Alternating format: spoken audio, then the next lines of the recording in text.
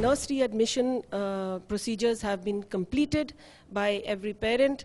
All schools are busy formulating their admission lists. It's very late to change anything in basic pre-approved policy as late as this.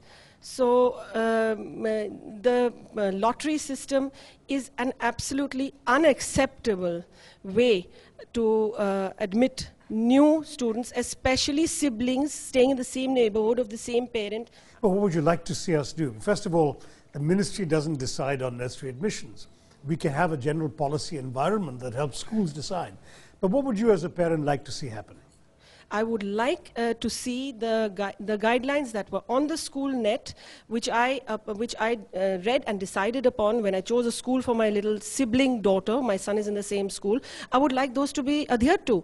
You want, as far as possible, the children from the same home should be able to go to the same school? Yes, sir. No, and the point she's making is about continuity in policy. The fact that people sign up thinking the policy is X, and by the time it comes to implementation, the policy becomes Y. No, it's not that. It's the sheer pressure of numbers. Many of these schools find that because they don't have a simple way of making an effective choice, that they end up in some cases with a lottery. In some cases, there are schools that have their own marking system. They'll give points for certain kinds of qualities. There are kids aged 3 and 4 are being interviewed for admission, which seems slightly preposterous when you think about it.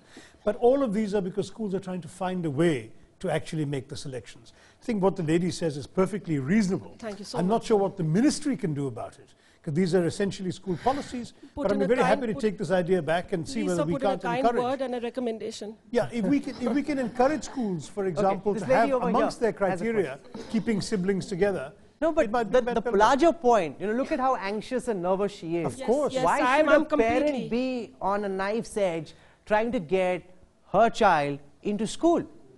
This is a very fundamental expectation that people have from the state. And just look at her face, look at how anxious and nervous she is. Well, it depends on which school she's in. No, but it's the same with all parents. The state will, of course, obviously ensure that every child is in a school. So if the child is not in the school she wants, the child is not going to be deprived of schooling. Schooling is available. But her concern, understandably, is to keep her child with the sibling in the same school. The Right to be Heard Town Hall show at these times on Headlines Today.